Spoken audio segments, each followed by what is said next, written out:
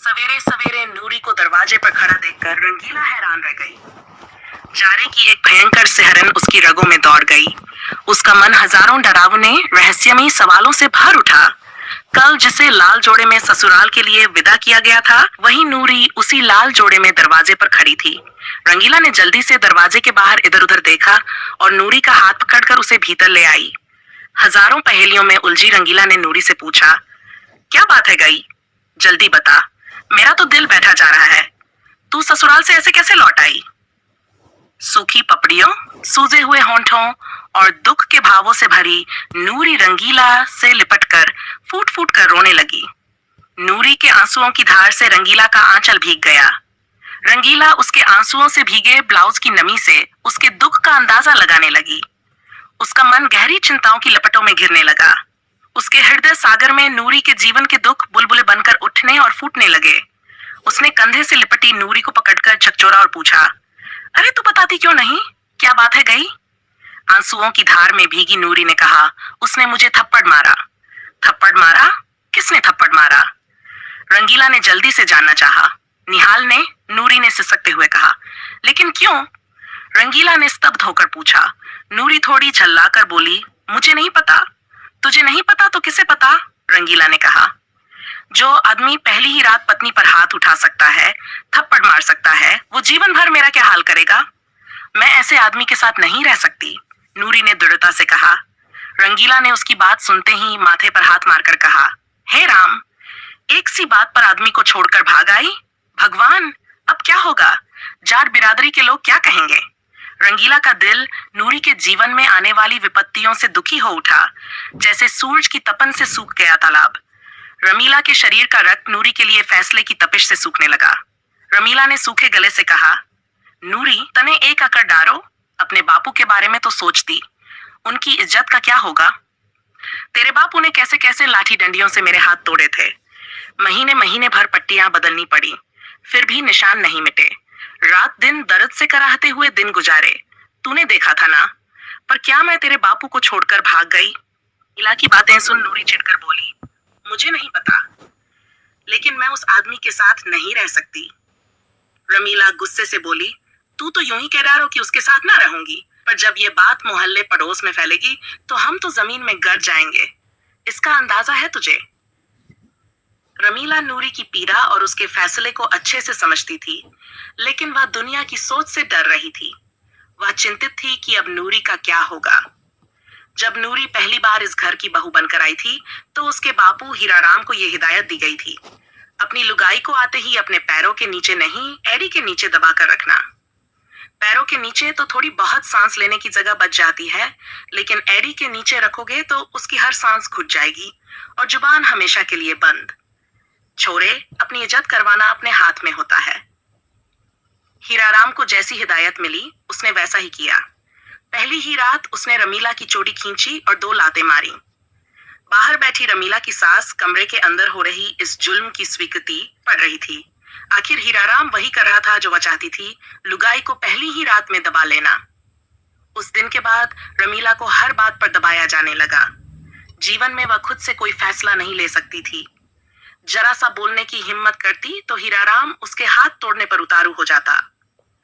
रमीला मन ही मन बहुत तड़पती, लेकिन आखिरकार दब ही जाती। धीरे धीरे उसे अपने अरमानों को मार डालने की आदत पड़ गई। वह पुरुष प्रधान समाज में औरत की स्थिति को भली भांति समझ चुकी थी। उसे पता चल गया था कि इस पुरुषों से भरे समाज में औरत का कोई मोल नहीं है। रमीला पूरे दिन धूप में घर, खेत, भैंस और डोरों का काम करती रहती। सास को जरा भी देर होती तो वह रो रो कर हीराराम को सारी बातें बताती और वह रमीला को पीट देता। एक बार रमीला गुस्से में पीहर चली गई, लेकिन वहां भी समाज का डर था। आस पड़ोस की औरतों ने उसे समझाया, अरे बाबरी, मार पीट के डर से ही तू खसम को छोड़ देगी? क्या गारंटी है अगला तुझसे अच्छा निकलेगा? अगर वो इससे भी बड़ा जानवर निकला तो तीसरा भी छोड़ेगी क्या? चाची ने कहा, शादी के बाद एक लड़की पीहर में कब तक टिकेगी? तू भी जानती है, ससुराल ही तेरा ठिकाना है। इन सब बातों को सोचकर रमीला खुद ही ससुराल लौट आई। जब पेट बढ़ने लगा तो काम कम होने की उम्मीद थी, लेकिन उससे ज्यादा ही काम लिया जाने लगा। दिन भर काम में लगी रहती। जरा सी थकान बताने पर भी उसे सुनना पड़ता, तू अकेली नहीं है, दुनिया की औरतें लाल जानती हैं, इसलिए ज्यादा 3-5 मत कर, काम तो करना ही पड़ेगा। रमीला को पूरे 9 महीने में भी ठीक से बैठने नहीं दिया गया। एक दिन कुएं से पानी लाते वक्त रमीला को चक्कर आ गया और वह घर के दरवाजे पर गिर पड़ी। सर पर रखी 2 मटकियां फूट गईं। एक हाथ में स्टील की कलसी और रस्सी थी। कलसी दूर जा गिरी और पेंदे से टूट गई। आवाज सुनकर कमला बाहर आई और बोली, देखो जरा कैसे ढोंग कर रही हैं, मेरा कितना नुकसान कर डाला, मटकी फोड़ दी। इतना कहकर वह अंदर चली गई। रमीला दरवाजे पर ही पड़ी रही। शाम को हीराराम आया तो कमला ने रोते हुए कहा, देख तेरी लुगाई कैसे ढीली विद्यार्थी जैसी पड़ी है, कितना नुकसान कर डाला, बड़ी मुश्किल से मेले से मटकियां लाई थी। हमने बच्चे अपनी कोख में पाले हैं, घर से लेकर बाहर तक का सारा काम भी संभाला और ऐसे ढंग से किया कि कोई उफ्तकन कर सका। हम नारा को चक्कर तो बने ही थे। ऐसे नाजुक समय पर भी कमला दूध की पताला लाकर चाबी अपने ब्लाउज में रख लेती। रमीला को कई बार तो सूखी रोटियां भी नसीब नहीं होती।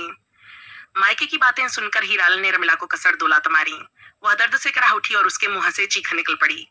उसकी आंखों के सामने अंधेरा छा गया। वह बेसुध होते हुए भी थोड़ा होश में आई और लड़खड़ाते पैरों और कांपते हाथों से उठकर आंगन में चली गई। वह उस इम्तिहान को असीम दर्द के साथ झेल रही थी, तड़प रही थी, पर उसे किसी ने पूजा का दर्जा नहीं दिया।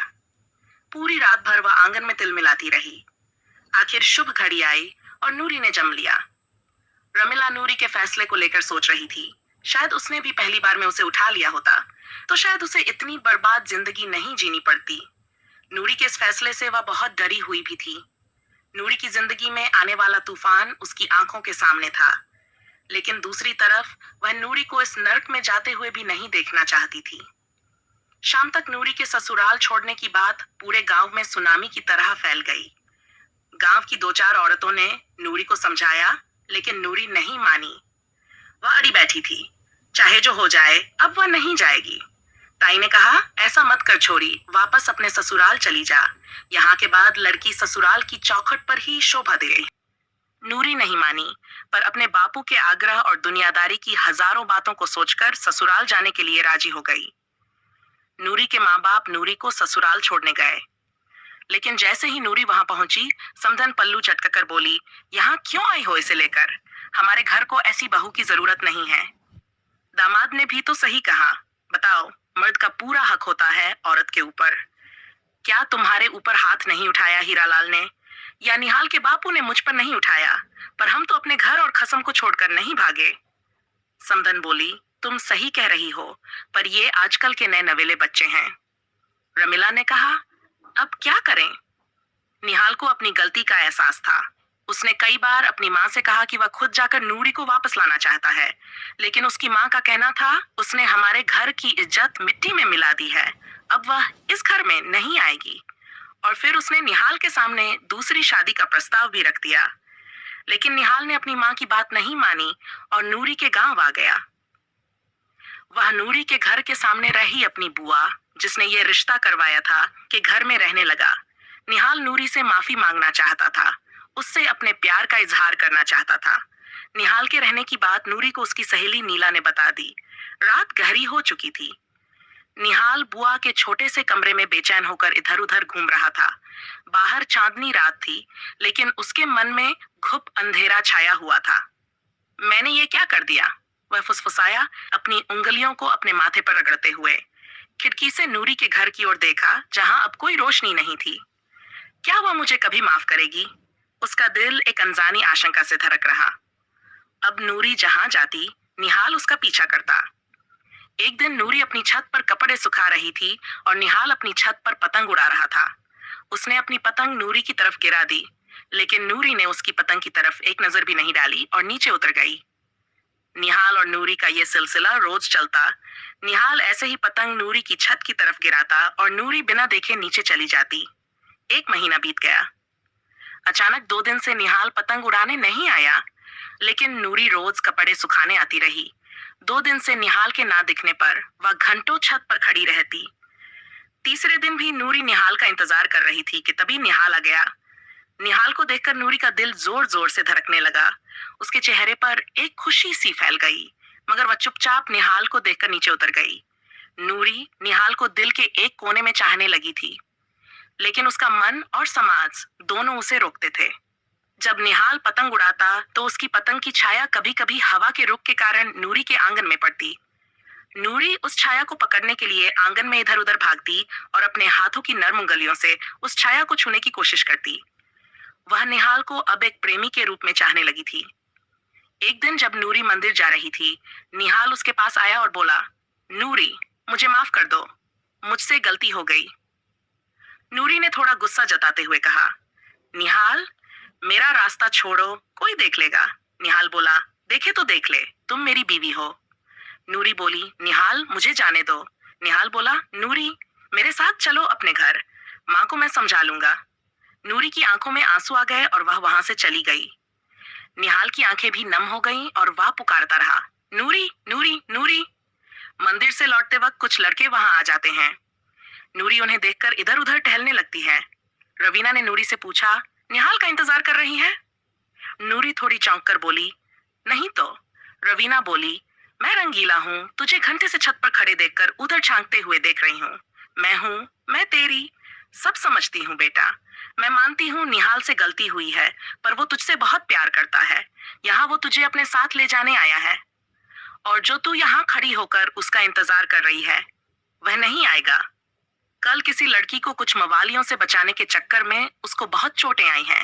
वह अस्पताल में है। यह सुनकर नूरी के दिल को गहरा झटका लगता है। मन ही मन वह सोचती है, वह तो मैं थी। नूरी बिना अपनी माँ से पूछे नीचे उतर आती है और शाम को सबसे छिपकर निहाल को देखने के लिए अस्पताल पहुंच जाती है। निहाल को देखने के बाद जब वह वापस आती है तो उसके सामने उसकी माँ रमिला आकर खड़ी हो जाती है। रमिला कहती है, नूरी, जब तू निहाल से इतना प्रेम करती है तो उसके साथ क्यों नहीं चली जाती? नूरी नजरें झुकाकर बोली, मैं उससे कोई प्यार नहीं करती। रमिला बोली, जब तू उससे प्यार ही नहीं करती तो उसे देखने अस्पताल क्यों गई थी? नूरी चुपचाप वहां से चली जाती है और रंगीला उसकी तरफ देखती रह जाती है। नूरी अपनी घर की छत पर बैठी थी। शाम का हल्का सुनहरा प्रकाश चारों ओर फैल रहा था और दूर खेतों से पक्षियों की चहचहाहट सुनाई दे रही थी। उसने अपनी उंगलियों से छत के ठंडे पत्थरों को सहलाया। उसकी आंखें दूर क्षितिज पर टिकी थीं, जहां सूरज धीरे धीरे डूब रहा था। उदासी उसके चेहरे पर स्पष्ट थी, लेकिन उस डूबते सूरज की सुनहरी किरणों की तरह उसके मन के किसी कोने में एक धुंधली सी उम्मीद भी पल रही थी। हवा का एक हल्का झोंका उसके चेहरे से टकराया और उसने एक गहरी सांस ली।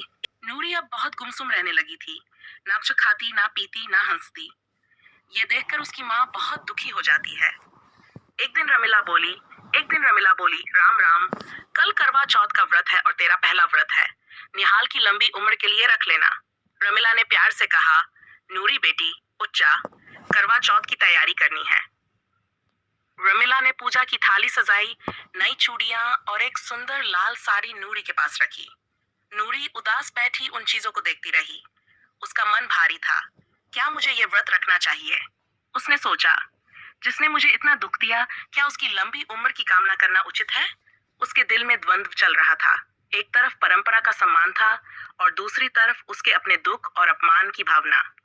उसने अपनी माँ की ओर देखा और धीरे से पूछा, माँ, क्या ये सब जरूरी है?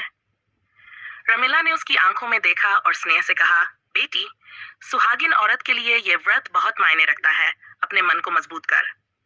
दूसरे दिन रमिला रोते हुए घबराते नूरी के पास आई। नूरी, नूरी, नूरी बिटिया, निहाल को बाजार में किसी गाड़ी ने टक्कर मार दी और वो मर गया है। यह सुनते ही नूरी के हृदय पर जैसे कोई गाज गिर पड़ी। उसकी आंखें फटी की फटी रह गई और वह नंगे पांव दौड़कर अस्पताल जाती है। वह निहाल के ढके हुए शव को देखकर जोर जोर से रोने लगती है और कहती है, निहाल, तुम मुझे ऐसे छोड़कर मत जाओ। मैं तुमसे बहुत प्यार करती हूँ। मैंने तुमसे बहुत प्यार किया है, बहुत। मैं तुमसे बहुत प्यार करती हूँ।